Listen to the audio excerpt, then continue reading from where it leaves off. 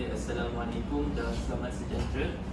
Hari ini kumpulan kami yang terdiri daripada saya, Aiman Firdaus bin Muhammad Yusof, Cik Siti Syakirah dan Magisha akan membentangkan tugasan 3 bagi kursus perkamusan, peristilahan dan perterjemahan bahasa Melayu BBMB 3113. Okey. Untuk soalan tugasan yang kami dapat bagi kursus ini adalah berdasarkan maklumat yang telah anda kumpul, interpretasikan skema tata cara pembentukan istilah bahasa Melayu yang bermakna dan diguna pakai secara optimum dalam penghasilan sebuah kamus secara lisan melalui pembentangan kumpulan. Baiklah, untuk pertama saya bagi pengenalan. Jadi menurut teori umum peristilahan yang dipelopori oleh Worcester 1931 menyebut kerja peristilahan bermula dengan konsep. Konsep utama dan konsep berkaitan dalam bidang tertentu dipisahkan untuk memudahkan penentuan konsep dasar dan konsep turunan atau juga disebut sebagai konsep terbitan. Konsep utama adalah konsep dasar dalam bidang tertentu. Contohnya perkataan kita dalam bidang biologi. Manakala konsep yang berkaitan pula ialah konsep terbitan seperti perkataan kita hidup. Dalam kedua-dua konsep itu, ruang lingkup konsep adalah bebas daripada ruang lingkup istilah, kerana istilah merupakan lambang linguistik bagi konsep, manakala konsep pula ialah makna bagi istilah. Jadi apa yang dapat saya sampaikan, rumuskan dalam teori ini menyebut istilah yang berupa lambang bagi konsep mestilah diutamakan. Okey, dalam pembentangan kali ini saya akan menjelaskan skema tata cara pembentukan istilah. Jadi dalam slide pembentangan ini dibahagikan pada 3 poin utama, iaitu tata cara pembentukan istilah, konsep dan langkah pembentukan istilah, dan syarat-syarat pembentukan istilah. Okey, sebelum kita pergi lebih lanjut, saya serahkan kepada Magisha untuk menerangkan apa itu kepentingan bidang peristilahan. Kita tengok kepentingan peristilahan. Yang pertama adalah sistem ilmu pengetahuan, kemahiran dan teknologi, iaitu pemindaan pengetahuan, kemahiran dan teknologi. Contohnya, bagi pembentukan istilah baru dalam bidang teknologi, kita boleh mengetahui istilah yang khusus digunakan dalam bidang ICT. Contohnya,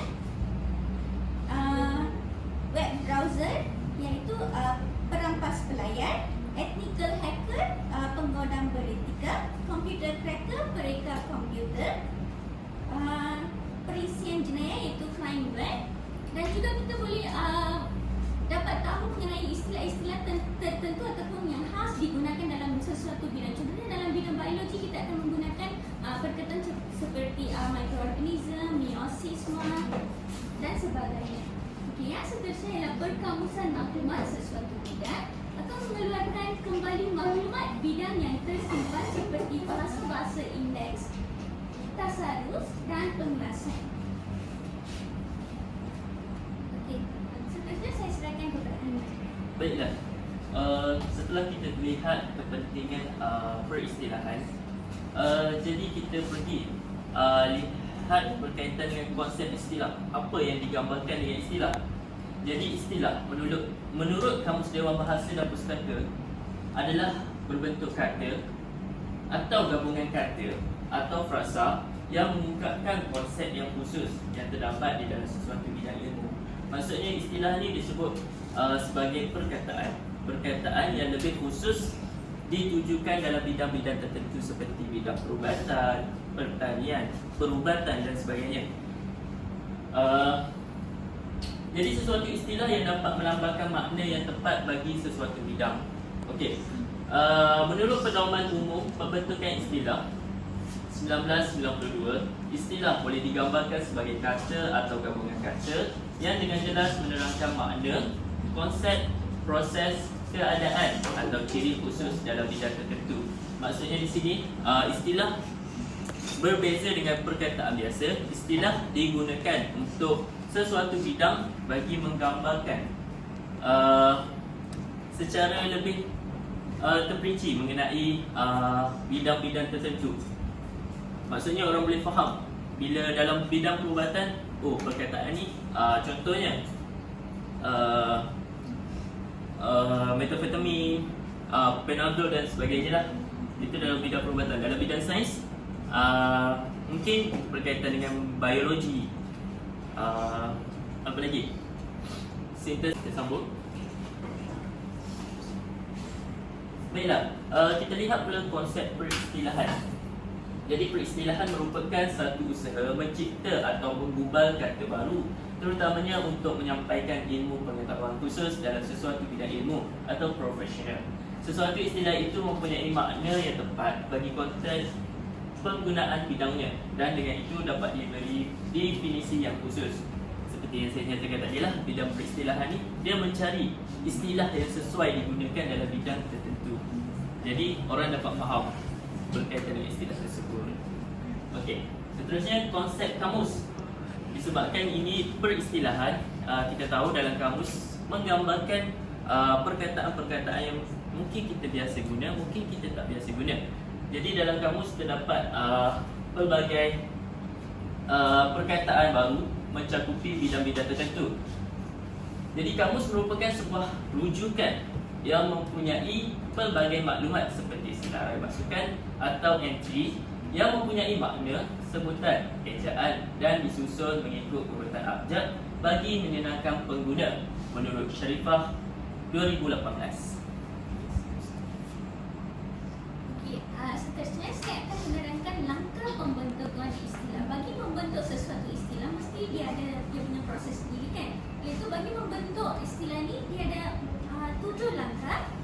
Berdasarkan buku pedoman umum pembentukan istilah bahasa Melayu 1992, Dewan Bahasa dan Pustaka menggariskan 7 langkah dalam proses pembentukan istilah. Okay, yang pertama ialah penggunaan perkataan bahasa Melayu yang lazim digunakan dan dikhususkan makna untuk mendukung makna istilah. Okay, kita tengok contoh perkataan.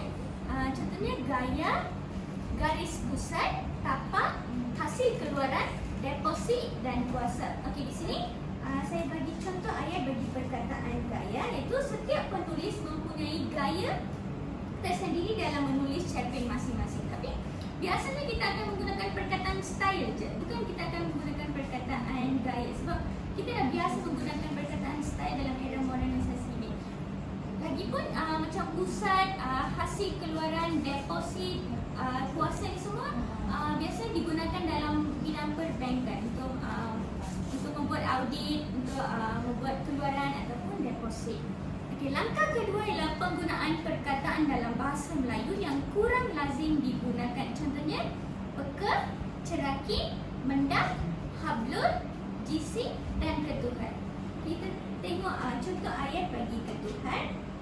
Ketuhan tu maksudnya awan. Kita dah biasa menggunakan perkataan awan kan. Itu saya bagi contoh ayat bagi ketuhan, iaitu bila menggunakan ketuhan untuk membakar roti. Okey, langkah ketiga ialah penggunaan perkataan bahasa serumpun ataupun dialek Melayu dalam lazim, dialek Melayu yang lazim digunakan. Contohnya gambut digunakan oleh orang Banjar, awet digunakan oleh orang Jawa, demaga digunakan oleh orang Jawa juga, labu digunakan oleh orang Negeri Sembilan. Maksudnya awet tu dia bermaksud tahan lama dalam bahasa Melayu.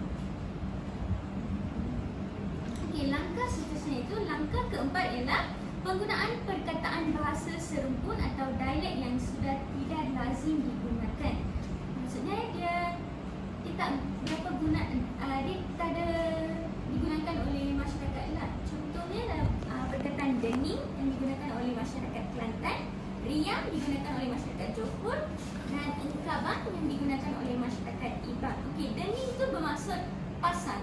Dalam Kelantan mereka akan bagi tahu sepasang. Contohnya kita boleh bagi tahu sedening tangan mempunyai 10 batang jari yang bermaksud sepasang. Okay. Langkah kelima ialah perkataan atau istilah dari bahasa Inggeris, iaitu atom, elektron, psikologi. Perkataan atau istilah daripada bahasa Inggeris tu dia sebutan tu sama, tapi cuma dia akan mengubah huruf sahaja. Contohnya dalam atom tu dia kekal, tapi untuk elektron yang C tu berubah menjadi K. Bagi psikologi, perkataan C itu menjadi K juga, dan Y itu berubah menjadi I. Okey, langkah ke-6 ialah penggunaan perkataan atau istilah daripada bahasa lain, istilah asing, ungkapan tertentu yang sebutan dan ejaan kekal dalam semua bahasa. Digunakan juga dalam bahasa Melayu dengan syarat diberi pemetik kata, iaitu close inverted commas, dan di type sending, iaitu di type secara italic. Contohnya bona fide, esprit de corps, fait accompli, Wellstone Sham. Okay, bona fide bermaksud sebenar ataupun asli. Contoh ayat bagi bona fide ialah pelajar bona fide di Jepun boleh memohon kebenaran untuk belajar. Maksudnya belajar asal Jepun boleh bermohon untuk bekerja lah. Okay, seterusnya saya serahkan kepada Amin. Baiklah, saya akan seterusnya langkah ke-7. Pelaksanaan dia adalah pemilihan yang terbaik antara langkah 1 hingga 6 di atas. Terdapat beberapa kemungkinan. Jadi dalam pembentukan istilah yang menggunakan ke-6 cara di atas, ada 4 syarat yang perlu dipatuhi, iaitu 1. Ungkapan yang paling singkat. Jadi dalam syarat-syarat pemilihan tadi, perkataan yang akan digunakan mestilah yang paling singkat. Ini bagi memudahkan penyebutan dalam kalangan masyarakat. Jadi maksudnya masyarakat tidak menganggap bahasa Melayu ini sebagai perkataan yang susah nak sebut. Contohnya perkataan radio yang biasa kita guna. Kalau kita nak gunakan perkataan lain bagi radio, tertuang udara, itu lebih panjang. Jadi kita sesuaikan dengan perkataan yang lebih mudah disebut, lebih ringkas, singkat dan padat. Okey, yang kedua, ungkapan yang maknanya tidak menyimpang. Okey, jadi perkataan yang dipilih dalam bidang-bidang tersebut tu mestilah menyatakan makna yang sebetulnya. Contohnya dalam fotosintesis atau fotosintesis dalam bidang sains. Maksudnya kita tahu proses fotosintesis tu menggambarkan proses tumbuhan mendapatkan cahaya matahari untuk kepentingan nutrien. Jadi kita dapat gambarkan fotosintesis, kita faham dalam bidang tersebut dengan mudah. Okey, yang seterusnya ungkapan yang tidak berkonotasi buruk. Jadi pemilihan bagi peristilahan ni perlu menitik beratkan perkataan yang tidak berunsurkan lucah ataupun perkataan yang boleh mencemarkan atau menggugat budaya bangsa penutur utamanya sendirilah. Dan yang keempat, ungkapan yang sedap didengar. Jadi perkataan yang dipilih mestilah sedap didengar. Dari segi pemilihan keindahan bahasa itu sendiri melambangkan keagungan bahasa Melayu itu sendiri. Jadi pastikan bahasa yang dipilih itu kena dengan masyarakat setempat. Okey, syarat-syarat pembentukan istilah bahasa Melayu ini terbahagi kepada 6, iaitu ungkapan yang paling singkat, yang kedua ungkapan yang maknanya tidak menyimpang, yang ketiga pula lazim digunakan, yang keempat ungkapan yang sedap didengar, manakala yang kelima ungkapan yang tidak berkonotasi buruk. Nanti saya jelaskan di slide seterusnya. Dan yang keenam sesuai dengan realiti sosial dan budaya. Okey, seperti yang kita tengok tadi, yang pertama, kata atau frasa hendaklah paling ringkas antara pilihan yang ada dan mempunyai rujukan yang sama. Sebagai contoh, kalau kita tengok, kita tahu rumah sakit, tapi bila kita singkatkan dia menjadi hospital. Okey, yang seterusnya, kata atau frasa yang dipilih sebagai istilah mestilah tepat untuk mengungkap konsep yang dimaksudkan dan stabil dari segi maknanya dalam bidang itu, bidang ilmu sains ke. Dan yang seterusnya, istilah baru mesti disesuaikan dengan kebiasaan dan kelaziman penggunaan bahasa Melayu dalam kalangan masyarakat. bunyi yang sedap didengar, iaitu mempunyai ciri keindahan bunyi, logical. Okey, dan seterusnya kata atau frasa mempunyai konotasi yang baik, itu tidak berbau lucah atau boleh membawa implikasi buruk dari segi agama, norma suku kaum dan hubungan antarabangsa. Okey, yang terakhir penting, syarat dia penting untuk memastikan bahawa istilah-istilah yang digunakan tidak hanya dapat difahami dengan mudah oleh masyarakat Melayu, tetapi juga tidak melanggar norma dan nilai-nilai budaya mereka. Okey. Okey, penggunaan popular ni diterbitkan oleh penulis-penulis di dalam karya mereka seperti cerpen, sajak dan tulisan-tulisan kreatif. Perkataan baharu mula diperkenalkan secara ciptaan sendiri melalui terjemahan atau secara ambilan keseluruhannya. Bentuk-bentuk ini kemudiannya menjadi popular dan digunakan secara umum. Sebagai contoh, temu rahmah, ibu kota, meja berita, tarik diri, sidang media dan tajuk kecil. Okey, ini adalah contoh istilah baharu bahasa Melayu dan bahasa Inggeris. Kalau bahasa Melayu kita nampak bahawa kata pikat, tapi dalam bahasa Inggeris dia menjadi picket line. Okey, manakala dalam bahasa Melayu pula bergantung, tetapi di dalam bahasa Inggeris menjadi banner. Okey, proses pembentukan istilah ni terbahagi kepada dua. Yang pertama, proses pinjaman terjemahan. Yang kedua pula, proses pinjaman. Okey, dalam proses pinjaman terjemahan ni mempunyai terjemahan langsung. Sebagai contoh, kalau kita boleh lihat, iaitu soluble, yang bermaksud larut. Yang kedua pula dos, yang bermaksud sukatan. Okey, itu adalah terjemahan langsung. Manakala yang seterusnya, penggabungan dua kata umum. Sebagai contoh, landmine, yang bermaksud dalam bahasa Melayu dia periuk api. Yang kedua pula honeymoon, yang bermaksud dalam bahasa Melayu dia bulan madu. Okey, yang seterusnya penciptaan kata baharu. Sebagai contoh, kita boleh tengok sekarang update, iaitu bermaksud kemas kini. Yang seterusnya peluasan makna sesuatu perkataan. Sebagai contoh, kita boleh ambil iaitu biji. Biji dalam bahasa Inggeris dia seed, dan berlawanan dia pula biji ring. Dalam bahasa Inggeris dia cereal. Okey. Yang seterusnya mencipta kata baharu dengan pergandaan separa. Seperti kita boleh tengok, kita boleh lihat dalam bahasa Inggeris dia radius dan liquid. Tapi dalam bahasa Melayu radius tu adalah jari.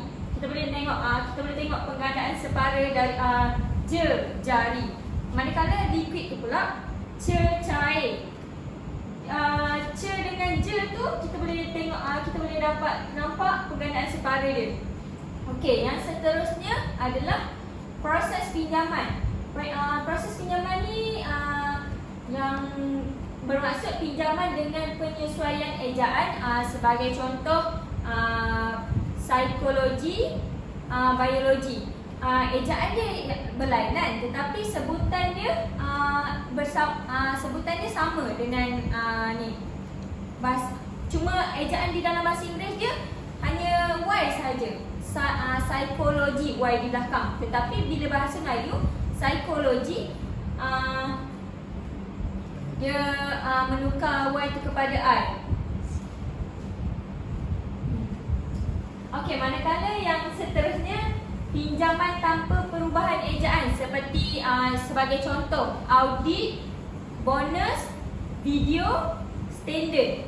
Kalau kita nak tukar dalam bahasa Inggeris pun, dalam bahasa Melayu pun, dia akan tetap ejaan sama. Audit, A-U-D-I-T. Dalam bahasa Inggeris pun A-U-D-I-T. Kalau video, V-I-D-E-O. Manakala dalam bahasa Inggeris pun V-I-D-E-O. Okey. Sekian, terima kasih daripada kumpulan kami.